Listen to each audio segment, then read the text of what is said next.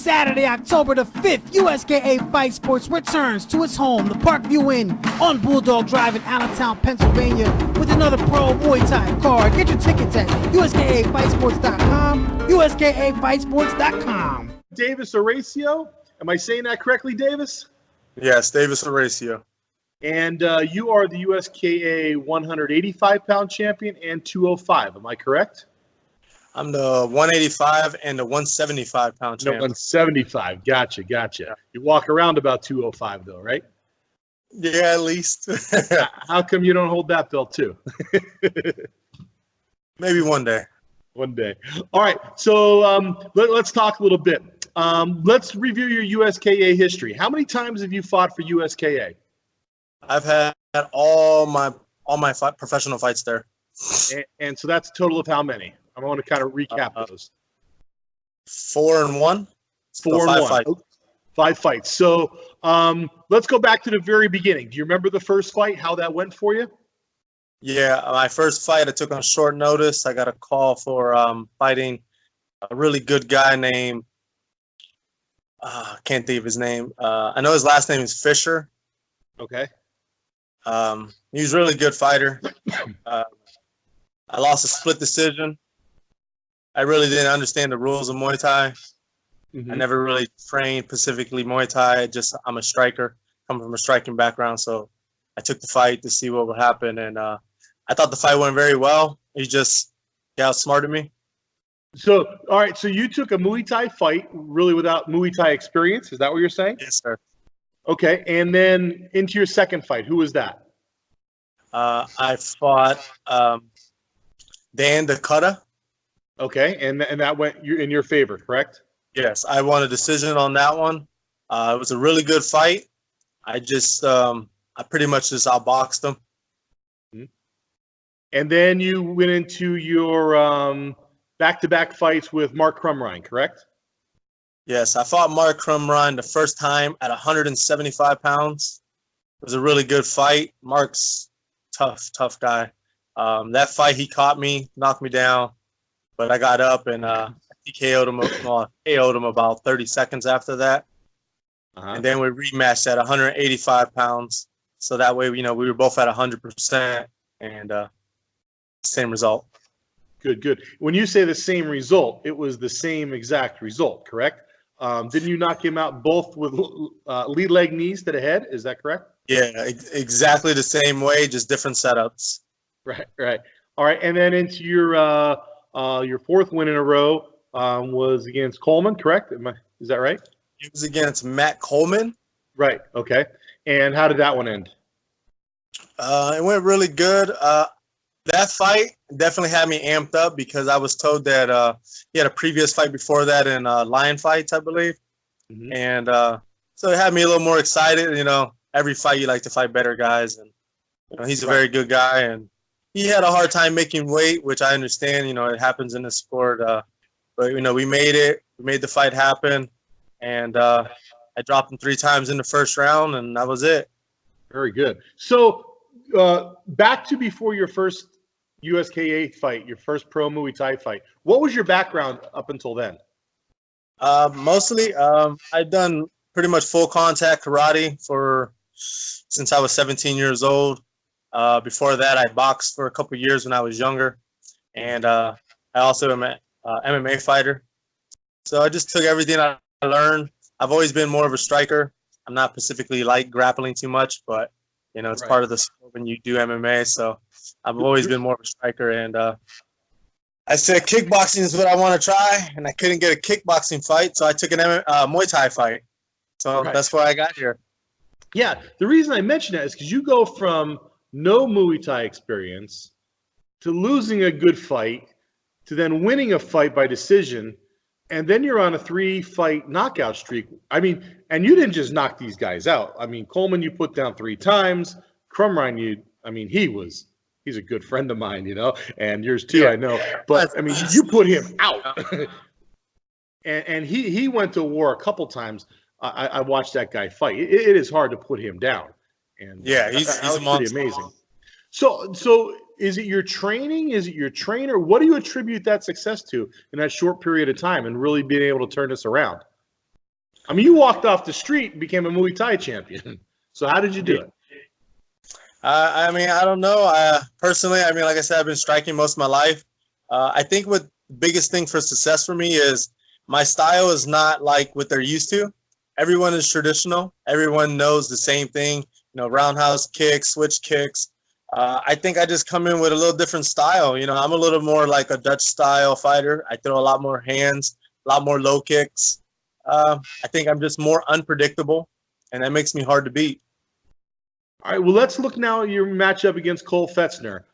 Did you see the interview that I did with him the other day? Yes. And so you guys know each other well. You not only have watched each other's fights, you've been in the same gymnasium, you've been in the same arenas and fighting. So how do you see the matchup of Cole Fetzner? I think I match up very well with him. He's a big guy. I seen him fight. One of my title fights, he was the undercard before me. He fought 205. It was very last minute for him, but he dominated the fight.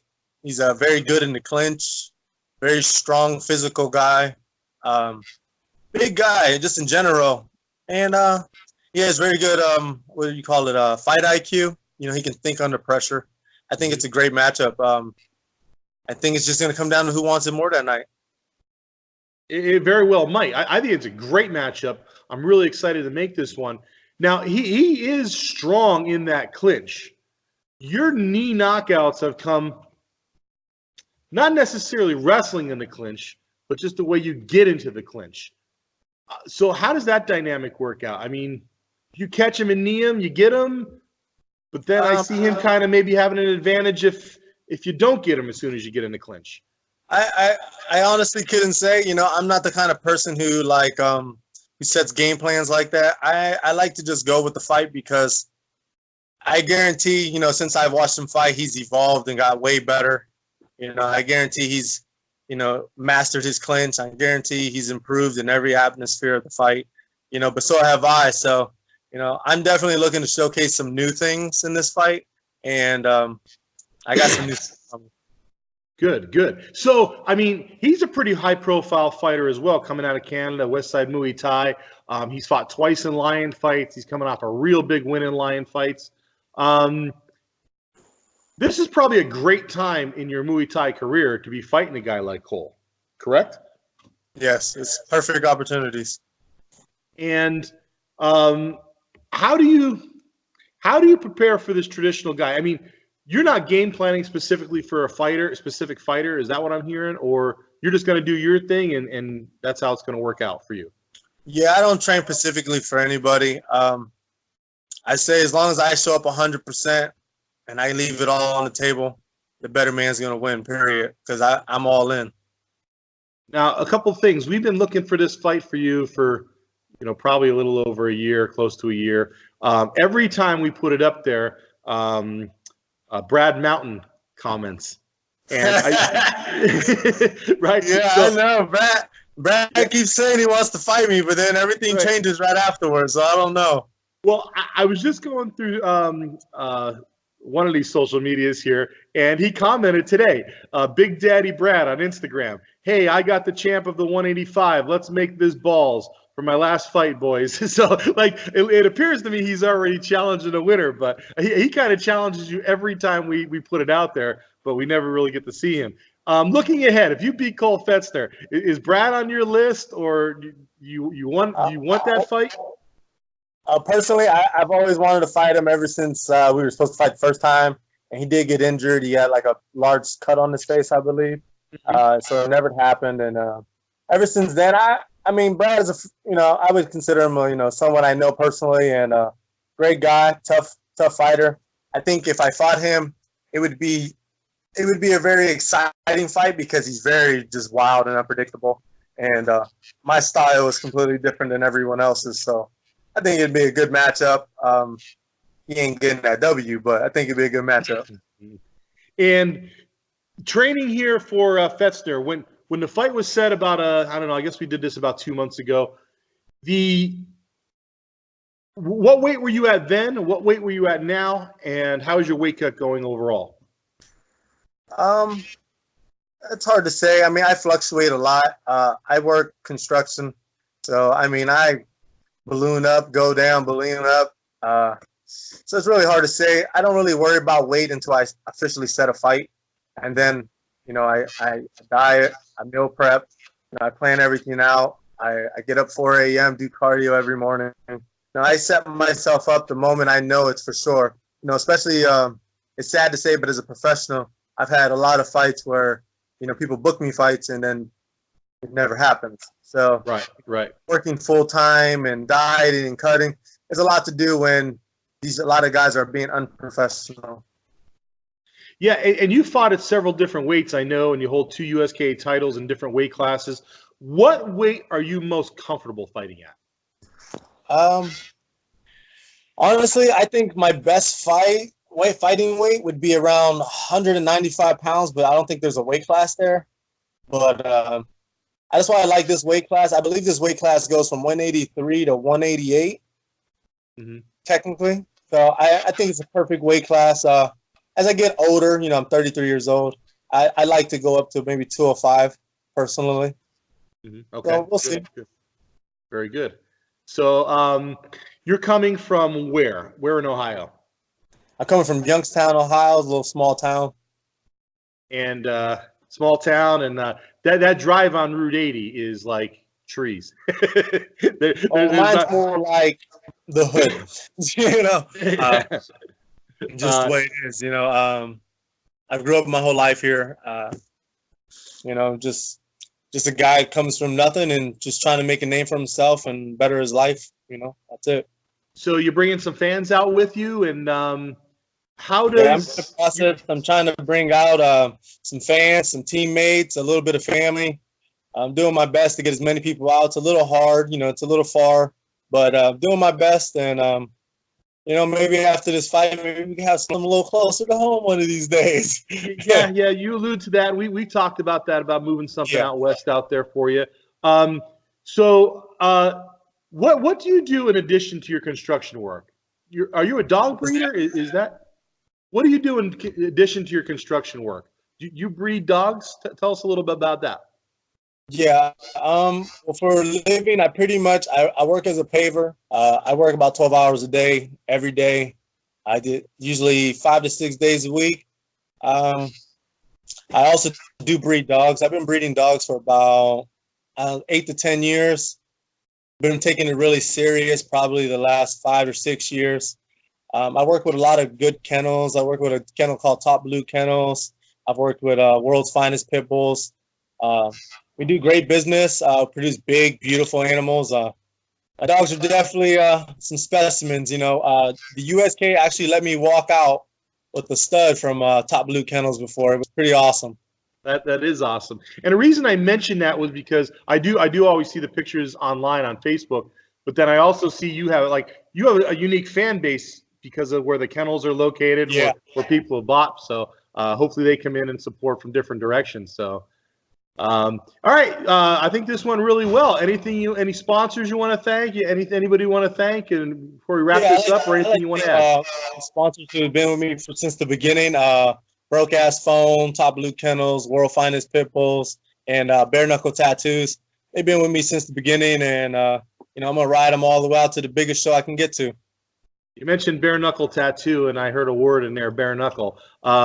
So I'm kind of involved in that world a little bit myself. Yeah, I know. I like it. You like it? Is that something you could? Champ versus champ. Be something different. Maybe. So you're interested in that in the future? Put it like this: with the right price, anything is negotiable. All right. Honestly, I'm a man. I love fighting. I love the sport of it. I think the bare knuckle boxing is awesome. I wish you could kick, but I do. I love the sport. I think as long as you guys are respectful, you run it professionally, I think it's gonna do big things. And great fighters are going there. It's getting bigger every show. I actually met a guy in Vegas. He's fighting on that card. I think he's the third fight down from the main event. Antonio, great guy. Sparred with him, worked out with him. He's a very talented guy, and he's gonna go there and make some big noise. Very good, very good. So lot of options for you in the future, and we'll be looking out for you. Davis, I'm going to see you. Pitcher. It's all on the table. It's all on the table. That's what I like about you. It's always all on the table. All right, Davis, I'm going to wrap this up, and we're going to see you in about 2 weeks. Let me know if you need anything in the meantime, and safe training, and stay healthy, and I'll see you at this championship fight. All right, I'll see you then. All right, take care, sir. All right, bro. Saturday, October the 5th, USKA Fight Sports returns to its home, the Parkview Inn on Bulldog Drive in Allentown, Pennsylvania, with another pro Muay Thai card. Get your tickets at USKAFightsports.com, USKAFightsports.com.